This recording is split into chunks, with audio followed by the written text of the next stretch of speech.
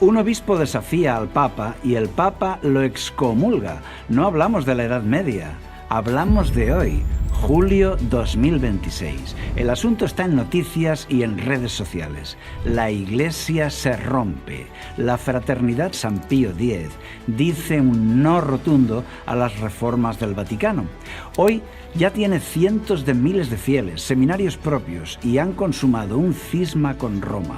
Hay muchos católicos que discrepan con el Papa, conozco a muchos, pero estos se han organizado en serio. Son católicos que rechazan la autoridad del Vaticano. ¿Por qué se ha roto la unidad católica? ¿Quién tiene razón? Y esto no es la primera fractura. La cristiandad lleva 20 siglos partiéndose. Arrianos, ortodoxos, protestantes. ¿Qué nos dice la Biblia sobre tanta división? ¿Y qué dicen las profecías? ¿Conoces el gran cisma del fin de los tiempos? ¿El cisma de los dos altares? Bienvenido a La Tormenta Perfecta, donde analizamos la actualidad para ver qué hay detrás de las noticias. Hoy hablamos de un cisma reciente, el de Monseñor Lefebvre. Y para entenderlo, vamos a aprender de los grandes cismas anteriores, cuando la Iglesia se partió. Porque la historia se repite. Despegamos.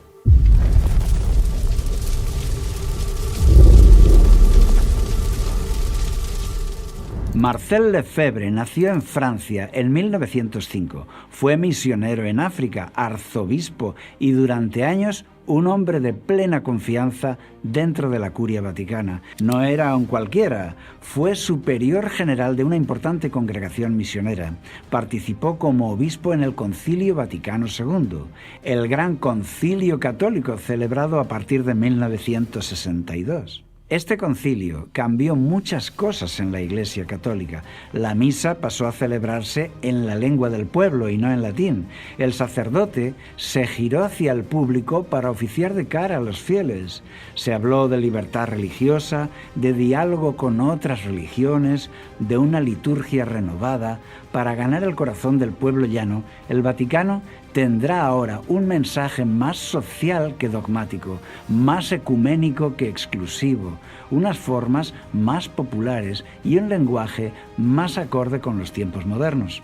Para millones de católicos esto fue un soplo de aire fresco, pero para Lefebvre y para un sector importante del clero fue una traición a la tradición católica. Ellos decían que la Iglesia se estaba modernizando demasiado rápido, que estaba cediendo ante el mundo, que perdía su identidad, y protestaron. En 1970, Lefebvre fundó en Suiza la Fraternidad Sacerdotal San Pío X, un seminario y también una comunidad de sacerdotes que rechazaban aplicar las reformas del Concilio Vaticano II. Verás estas letras en los periódicos, FSSPX. Significa Fraternidad Sacerdotal San Pío X. Su nombre, Pío X, no era casual. Es el nombre de un papa, el nombre del papa que en el siglo anterior había luchado fuertemente para que la Iglesia no cambiase estas cosas.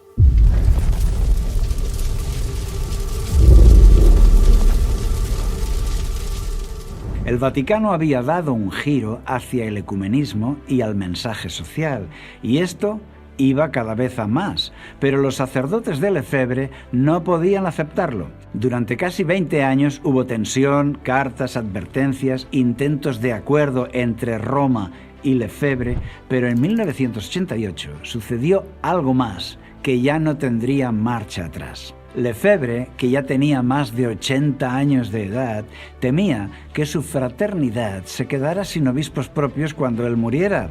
Y sin obispos no hay forma de ordenar nuevos sacerdotes. Así que el 30 de junio de 1988, sin autorización del Papa, consagró él mismo a 4 nuevos obispos. Esto, en el derecho canónico, es gravísimo. Consagrar a un obispo sin permiso del Papa es un delito eclesiástico que lleva automáticamente la excomunión. Y al día siguiente, el Papa Juan Pablo II firmó el documento y Lefebvre y los 4 obispos consagrados quedaban excomulgados por acto cismático. Así, Lefebvre terminó siendo expulsado de la propia iglesia que él quería defender. Quiero aclarar que hay millones de fieles católicos que critican el cambiazo que ha dado el Vaticano, también sacerdotes, obispos y cardenales, pero finalmente se someten a la autoridad del Papa y no son castigados. Son críticos, pero fieles al Vaticano. Por el contrario, este grupo de Lefebvre y otros son críticos que rechazan la autoridad de este Papa. Dicen que es un ocupa en el Vaticano.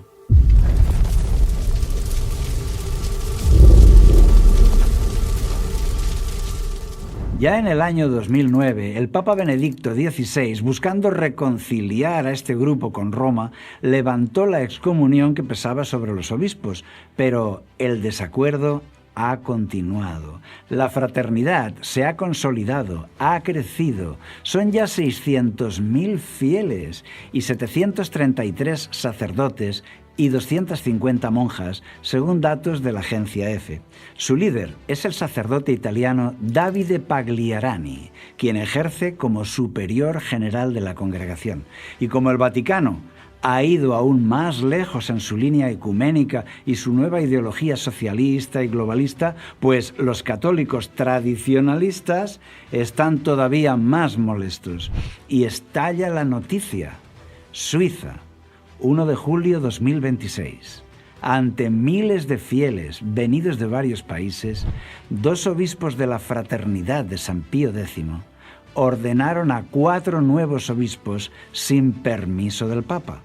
Al día siguiente, el Papa León XIV firmó la excomunión para los 6 obispos implicados, o sea, los 4 recién ordenados y los 2 oficiantes, y la pena de excomunión se extendió a todo el clero de la fraternidad, o sea, 733 sacerdotes que, por seguir en el cisma, reciben la excomunión late sententie, es decir, automática, sin tribunal ni defensa posible. Además, amenaza con excomulgar a todos los fieles también, si siguen por ese camino. El texto completo del decreto de excomunión te lo dejo en la descripción por si te interesa leerlo, pero quiero mencionar ahora lo más relevante. Al haber cometido un acto de naturaleza cismática mediante la consagración episcopal de 4 presbíteros sin mandato pontificio y contra la voluntad del sumo pontífice, se amonesta a los clérigos y a los fieles laicos que no se adhieran al cisma de la fraternidad sacerdotal San Pío X, ya que incurrirían ipso facto en la pena de excomunión late sententie. Me parece un texto puramente medieval e intolerante. Hasta los fieles son excomulgados aquí, más de 500.000 de fieles. Y es raro porque León XIV acaba de llegar de una gran gira por el mundo hablando de la libertad del ser humano para creer y decidir. Dijo que esa libertad la recibe de Dios directamente. Bueno, aquí en España reunió al gobierno, al Parlamento y la Casa Real y les dio un discurso donde habló de la libertad de tal manera que le aplaudieron durante 7 minutos seguidos. 7 minutos, el aplauso más largo que se recuerda en la historia. Parece que esa maravillosa libertad que enseña a otros no la aplica en su propia casa, se la niega a los de su propia iglesia. Excomulgados. Un paréntesis ahora. Te recuerdo que este canal se sostiene solo con las donaciones de personas como tú. Si este contenido te ayuda a pensar, si te ayuda en tus decisiones, considera apoyarnos con una donación grande, mediana o pequeña. Tienes los datos en la descripción. Gracias de corazón. Sigamos. La excomunión ya no es lo que era. Siglos atrás, la excomunión hacía temblar a los reyes, doblegaba a las naciones, aun al emperador. Aquella época de superstición y miedo ya pasó. Aún así, hoy sigue siendo un castigo muy grave. La excomunión impide que los fieles reciban los sacramentos. Para un católico, la gracia de Dios se recibe mediante los sacramentos. Un excomulgado sin los sacramentos ya no puede recibir esa gracia.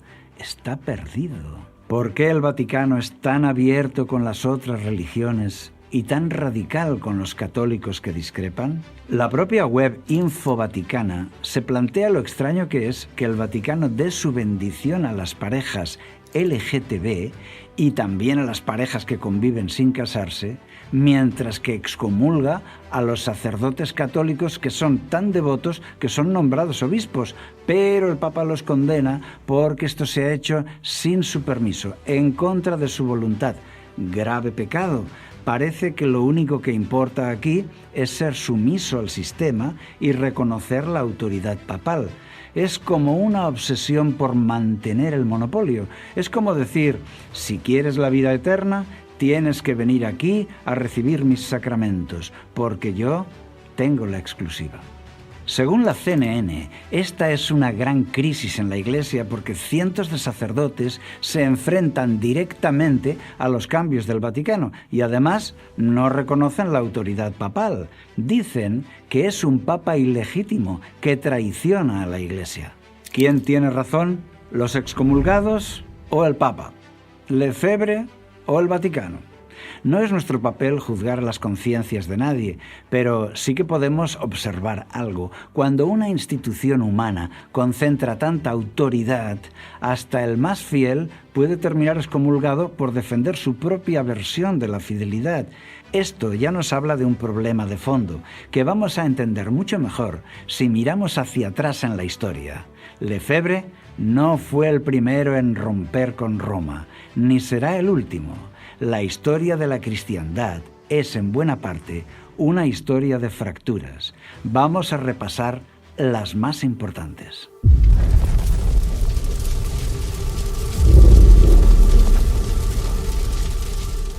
Mucho antes de que existiera el Papa como lo conocemos hoy, la Iglesia ya se partió en el siglo IV por una discusión teológica. La pregunta era, ¿quién es Jesucristo realmente? Un sacerdote llamado Arrio de Alejandría enseñaba que Jesús era un ser creado por Dios, superior a los ángeles, pero no eterno como el Padre. Esta idea se extendió como un incendio por todo el Imperio Romano y provocó una crisis tan grande que el propio emperador Constantino tuvo que intervenir convocando el Concilio de Nicea en el año 325. En ese concilio se definió la doctrina que hoy conocemos como trinitaria y se condenó a Arrio como hereje, pero el arrianismo no murió ahí, sobrevivió durante siglos, sobre todo entre los pueblos godos y vándalos, y dividió a Europa durante generaciones.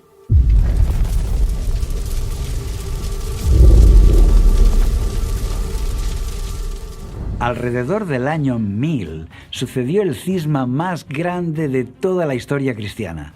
Durante siglos, dos obispos competían por el control de la Iglesia mundial, Roma en Occidente y Constantinopla en Oriente. Estos dos rivales habían ido acumulando diferencias de idioma, de liturgia, de cultura y sobre todo de autoridad. La chispa final fue la pregunta de ¿quién tenía la máxima autoridad en la cristiandad? ¿Roma o Constantinopla? El obispo de Roma afirmaba que su autoridad era divina, porque él era el sucesor de Pedro que murió en Roma. Las iglesias de Oriente contestaron que eso era mentira y que no iban a someterse. Así que en el año 1054 los representantes de Roma y de Constantinopla se excomulgaron mutuamente. Aquello que empezó como una disputa administrativa terminó dividiendo para siempre a la cristiandad en Iglesia Católica e Iglesia Ortodoxa, una división que sigue viva 1000 años después.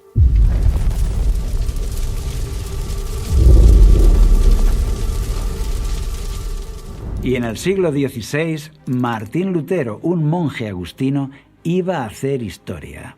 Era un erudito, profesor de la Biblia en la Universidad de Wittenberg. Descubrió, estudiando las Escrituras, que la salvación viene por la fe en Cristo y no por comprar indulgencias, ni por sacramentos ni obras de hombres. Cuando lo denunció públicamente en 1517, el Papa León X lo excomulgó y trató de imponerle la muerte. Pero esta vez la protesta no se apagó. príncipes alemanes, académicos y multitudes de creyentes apoyaron a Lutero y la cristiandad occidental se partió de nuevo. Se partió en dos entre el norte y el sur, católicos y protestantes. Un cisma que se reflejó también en las colonias. Nacieron los luteranos, calvinistas, anglicanos y con el tiempo cientos de denominaciones más. ¿Por qué? Pues porque los protestantes no tenían un papa. Ahora se podía discrepar, descubrir, investigar sin ser exterminado. Es decir, no tenían una autoridad que les quemara en la hoguera por pensar diferente. Y así llega la pluralidad de los protestantes. Así surgieron los anabaptistas, los puritanos, los metodistas, los bautistas, los pentecostales y la que para mí es la mejor, los adventistas.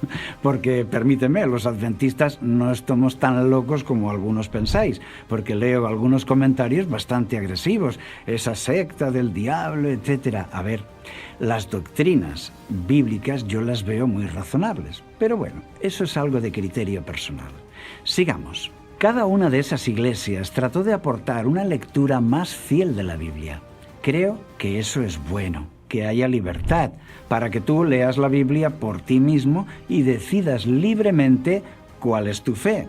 Algunos dicen, esos son sectas. No, al contrario. Secta es cuando hay una gran religión gigante monocromo que extermina a todos los que discrepan. Eso es una secta peligrosa. Eso fue una secta peligrosa. Quiero dedicar ahora un momento de gratitud a todos aquellos hermanos que hicieron posible la Reforma protestante.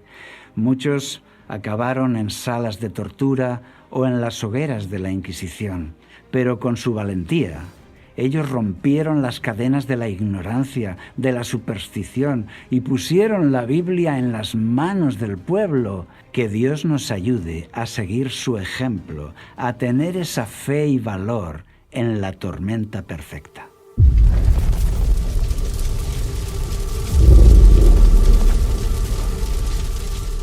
Querido amigo, detente un momento a pensar.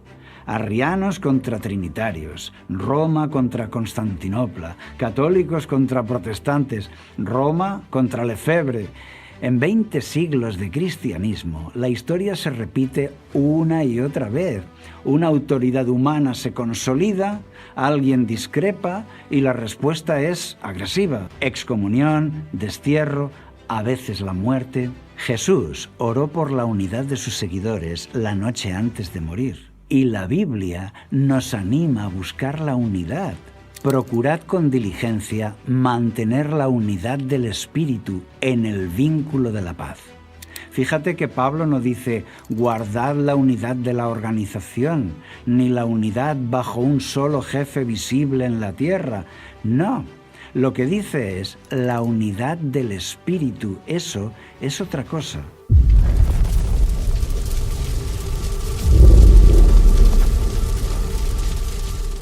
Apocalipsis predice una religión final, la última. Ya hemos hablado en varios vídeos de esa triple alianza que anuncia Apocalipsis 13, el papado, el protestantismo y el poder político, uniendo fuerzas. Por si acaso, te voy a dejar el enlace en la descripción del vídeo para que puedas ver el estudio completo.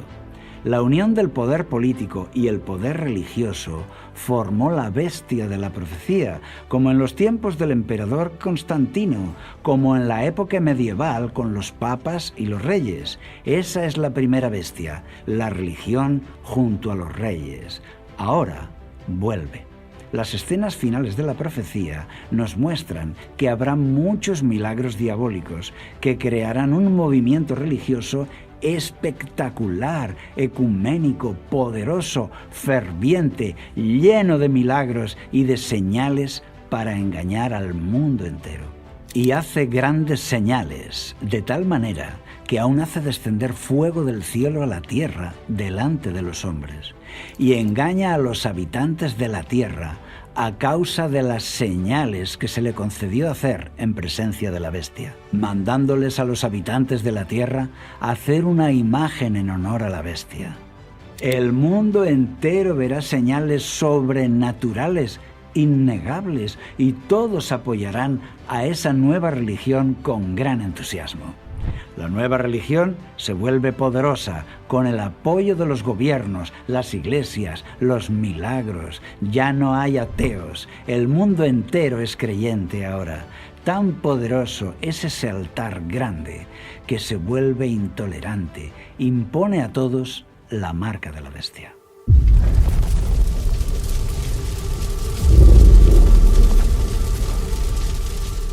Y hace que a todos, a pequeños y a grandes, a ricos y pobres, a libres y esclavos, se les ponga una marca en la mano derecha o en la frente, y que nadie pueda comprar ni vender, sino el que tenga la marca.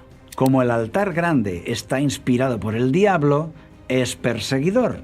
La Biblia lo explica así. Y así sucederá.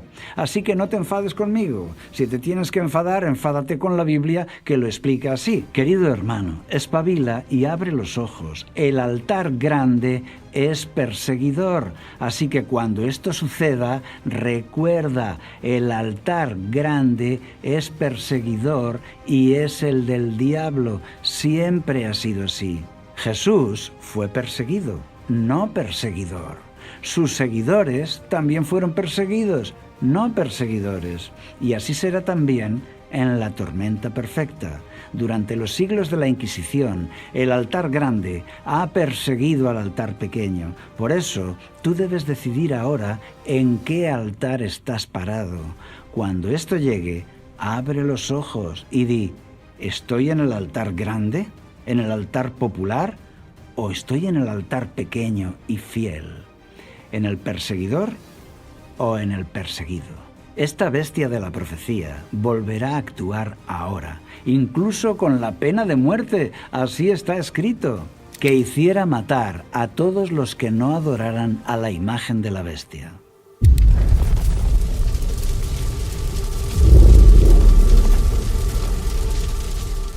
Terrible escena. Pero dime, ¿dónde está el cisma final? ¿Cuál es la línea divisoria entre los dos altares? La línea visible que los separa es la fidelidad a los 10 mandamientos. ¿Los del catecismo? No. Los de la Biblia, los verdaderos, los que Dios nos dio por mano de Moisés. Ya sabes, no adorar estatuas, el sábado día santo, no mentir, no robar, no adulterar, etc. Los 10 mandamientos, los verdaderos. Las profecías de Apocalipsis lo dicen muy clarito. Aquí está la perseverancia de los santos, los que guardan los mandamientos de Dios y la fe de Jesús. En las últimas escenas de la historia, Apocalipsis nos muestra al diablo atacando a los del altar pequeño. Los describe como los que guardan los mandamientos. Entonces, el dragón se llenó de ira contra la mujer y se fue a hacer guerra contra el resto de la descendencia de ella, los que guardan los mandamientos de Dios y tienen el testimonio de Jesucristo. Hay una historia apasionante en la Biblia, en Primera de Reyes capítulo 18. Es en el Monte Carmelo. Allí se levantan 2 altares, uno grande, rico, fastuoso, y otro pequeño, pobre, pero fiel a los 10 mandamientos de Dios. El altar grande es de la religión de moda, la religión popular, poderosa, la religión de los reyes, con 450 sacerdotes, músicos, danzas, etc. El altar pequeño, en cambio, marginado, solo tiene la fidelidad a los 10 mandamientos. Fíjate en las palabras de Elías. Observa cómo el altar pequeño le reprocha al altar grande precisamente eso, los 10 mandamientos. Yo no arruino a Israel, sino tú y tu corte, que has abandonado los mandamientos de Dios y sirves a los Baales. Y así será también en la tormenta perfecta. El altar grande ha abandonado los 10 mandamientos, pero el altar pequeño sigue siendo fiel y paga un precio por ello. Esa es la línea visible que separa los 2 altares en el cisma final. En el Monte Carmelo, el desafío era el siguiente. El altar sobre el que descienda fuego del cielo es el altar del Dios verdadero, aprobado por el cielo. El otro es un engaño. El desenlace de esta historia lo puso Dios. Descendió el fuego sobre el altar pequeño porque era fiel. La lealtad fue recompensada y así será también con el fuego del regreso de Cristo. El cielo vindicará el altar fiel. El altar pequeño triunfó en el Monte Carmelo y también lo hará en la tormenta perfecta. Por eso, ven al altar pequeño, donde se obedece a Dios, y no te dejes intimidar por el altar grande. La Biblia es nuestra guía y no la popularidad. La Biblia está escrita para guiarnos. Ahí están todas las respuestas. Escudriñad las Escrituras, porque a vosotros os parece que en ellas tenéis la vida eterna, y ellas son las que dan testimonio de mí. El que tiene mis mandamientos y los guarda, ese es el que me ama. Si me amáis, guardad mis mandamientos. Si tú te alejaste de Dios por culpa de las divisiones humanas, los conflictos, las heridas que has visto en la religión organizada, quiero decirte algo con todo el cariño. Jesucristo no es responsable de esas divisiones, de esas luchas.